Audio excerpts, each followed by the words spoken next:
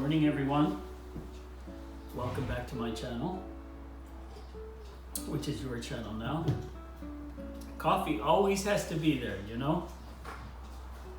It's not easy to work without coffee for an artist, so for me coffee is very essential. So we have a new lesson that's due on Friday. I wanted to mention that some of you guys have been very good about meeting with me on Zoom, and some of you guys not so good.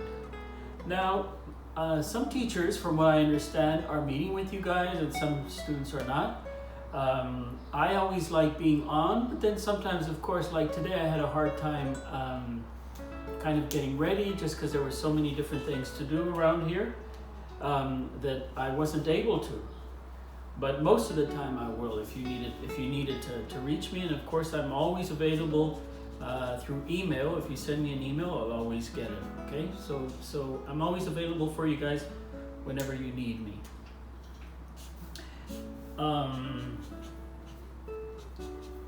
And remember to keep checking whether there's a new project due, or with your friends also.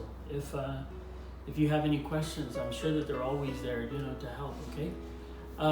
So for this week, we're doing, like I said, the Taj Mahal. On Schoology, I listed there are, if you clicked on the step-by-steps link, there are 21 different steps that you could take in order to complete this drawing. And the very first thing that you were supposed to do is a long horizontal line along your piece of paper. Now I know most people don't have a large piece of paper like this, so working on an 8x10 sheet of paper is just as fine also, okay? So it doesn't have to be this way. The idea is just kind of getting informed about such a majestic place and one of the wonders of the world, which is the Taj Mahal, okay? And I'll tell you a little bit of history as I move on, as we go through the lesson. So after your long horizontal line, you were supposed to place 1, 2, 3, 4, 5, 6, 7, and 8 lines on either side. Now, one of the reasons why the Taj Mahal may be a little bit easy to draw is because it's symmetrical. And when you start out with just vertical and horizontal lines, you know, it kind of like, it's a good foundation. Then later you can get into all the details about, you know, what colors you want to use, some of the details of the maybe the stone if you found a good photograph that you can use, maybe some details about the trees or the water fountain. Yanira, I think she's in my period 2, asked, do we have to draw the water fountain? Yes, the water fountain is very important because it's a reflection. And the truth is that the Taj Mahal is a place of reflection. What is the Taj Mahal? Well, basically the Taj Mahal is a mausoleum. A mausoleum is a place where the wife of the Shah Jahan, Mumtaz Mahal, was kind of laid to rest. Okay, so look, once you have this step here, what you're going to do is you're then going to start adding a little bit of color. Now what I did is I went with warm colors, yellow, reds, and the oranges. And so I just kept working over my lines like this. And what you can do is just lay them on there. Don't be afraid to mess it up a little bit. Now, if you have color, great. If you don't, for example, if you didn't have watercolors, you could use colored pencils if you have some.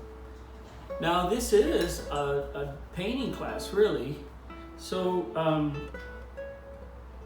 if you could go out and buy some, I'm not saying buy them, okay? You don't have to. Some kids have them around the house. And there are some stores that sell very cheap color. You know, it doesn't have to be anything fancy. But if you had color, terrific. If you don't, then of course just a beautiful line drawing is just as valuable, okay? And can be just as exciting. Now, what is the Taj Mahal? Who was Mumtaz Mahal? Mumtaz Mahal, like I said, was the wife of the Shah Jahan. He was a Mughal emperor of India. And unfortunately, she died in, let's see, I wrote it down, in December the 17th of 1631. Shah Jahan loved his wife very much. She often was with him when they would go like into battles, or, you know, she was always with him. And of course, anybody that's with you all the time, you know, they love you, right? I mean, sometimes people don't want to be around you, you know. But the fact that someone wants to be around you like this kind of really let him know you knew that she had to be special. This is the second step. The third step is kind of like adding the color to it, okay? A little bit more refined. If you started it in pencil, then you would now kind of go into the details like this. This would be the third step, you know, once all the lines are there. And then once you're kind of like ready to add some of the detail. Like I said, color is important, but if you don't add it, no problem. Okay, so Mumtaz Mahal. She was a very dedicated wife, loved Shah Jahan, and gave birth to 14 children. And it was on that last day that she died, giving birth to her 14th child. She had some sort of a hemorrhage and unfortunately died. And because Shah Jahan was so heartbroken, he decided to build this beautiful place, this crown jewel that was dedicated to her. The Taj Mahal isn't necessarily a place where you worship God, but it's a place where you reflect, and a mausoleum where the body actually is sort of set. And it's also one of the world's most famous, India's most famous landmark. There are a lot of great landmarks in India, but most people first go to India to visit actually the Taj Mahal. It's one of those things, you know. They say it's one of those things that should be on your bucket list, you know, if you have one. So during this time, so after she passed away, Shah Jahan, the Mughal emperor, had this beautiful place where he could go and then reflect on her, right? Apparently, I mean, there are many sort of stories about Mumtaz Mahal, but apparently on her deathbed, she wanted him to build an incredible place where he could then sort of remember her, right? And apparently, it took over 22,000 people to build it. People from Turkey, people from Iran came and built this magnificent building that had these precious stones that were placed inside rubies and sapphires and all kinds of beautiful things that glistened, you know, when you had the lights on the inside. Unfortunately, some of those things were destroyed and taken apart or popped off inside. And so some of them, of course, are missing and can't be seen. These are all legends, you know, that you can hear about the Taj Mahal. India, if you didn't know, is a birthplace of Hinduism, Buddhism, Jainism, and Sikhism. And you know, a lot of people go to India to search, they go to searching for answers.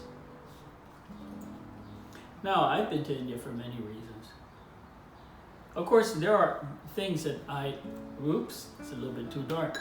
There are things, of course, that I don't know, but that you find out, you know, about yourself, which is what traveling is all about. In the last couple years, I've been kind of a tour guide in India.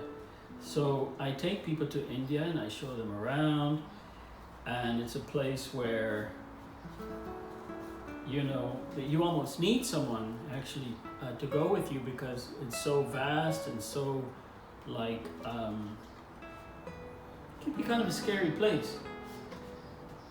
So if you have someone that goes with you, you know, of course that makes it all the better. So I'm kind of like a tour guide in India in the summers. Now this summer, of course, fortunately I may not be able to go. We'll see. So the Shah Jahan, when he built this, it took 20 years to build. Shah Jahan was the 5th Mughal emperor who ruled India from 1628 to 1658. As I said, India is the birthplace of religion, and one of the reasons why a lot of people go to India. I mean, they go there because, I mean, it's obviously a beautiful place, right? I mean, it's an amazing place where you can find so much about yourself. There are the Taj Mahal. When you look at the drawings, is recognized for this shape up here, which is called the onion dome. There are other domes around it, but this one is recognized by the onion dome in the center. It is made out of white marble, and apparently I've read stories that you know, during the day, the Taj Mahal changes colors, you know, depending on whether it's morning, noon time, afternoon, or evening, and it changes. And apparently, the stone was used for that purpose. And it was related to kind of like, they say, the many moods that Mumtaz Mahal had. So it changes the same way that the moods of Mumtaz Mahal were. These are stories. Of course, I didn't know her. I would have liked it. So it changes. It's absolutely beautiful. So it is rumored, of course, that Shah Jahan didn't want anyone to ever build a beautiful place like this. So what he did, what they say he did, is he cut off the hands of all those engineers and builders that built it so that it would not ever be built again. It apparently took hundreds of elephants to bring all these materials to Agra, which is where you can see it, to build it.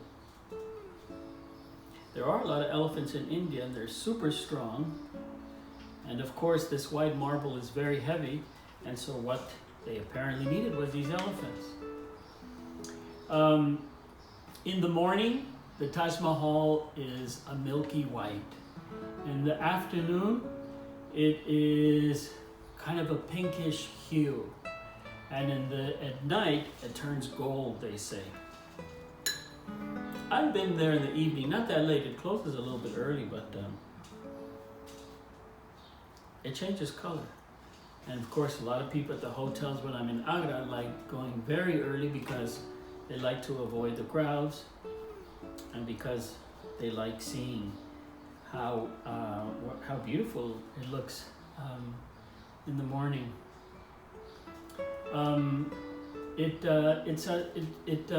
It's an exceptional building, really. It's just an incredible place. Like I said, I've seen it many times. And every time I go, I love looking at the faces of the people, you know, when they finally enter one of the arches and are able to look at it, and wow, you know. It's like a dream almost, you know, for a lot of people.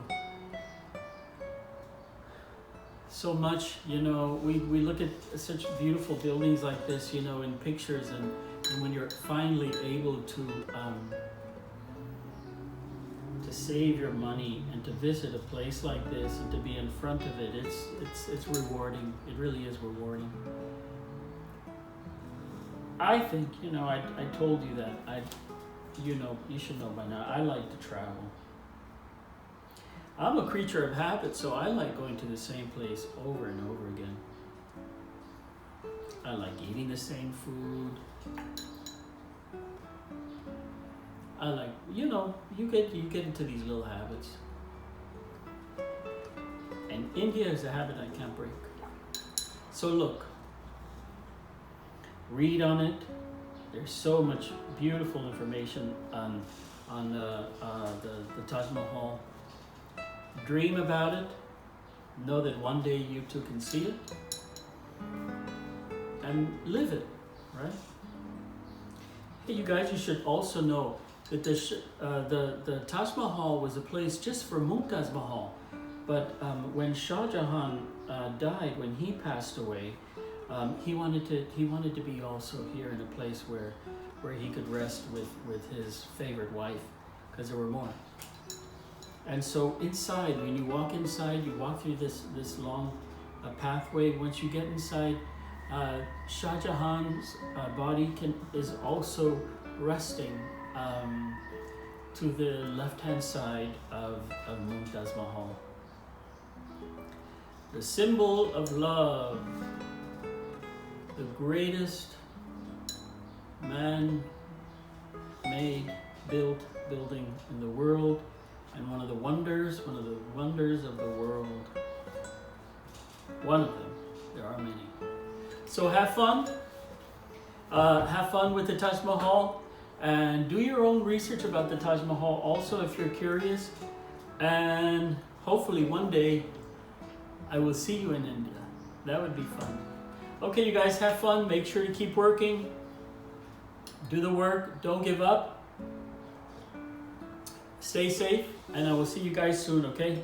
Take care, you guys. Bye.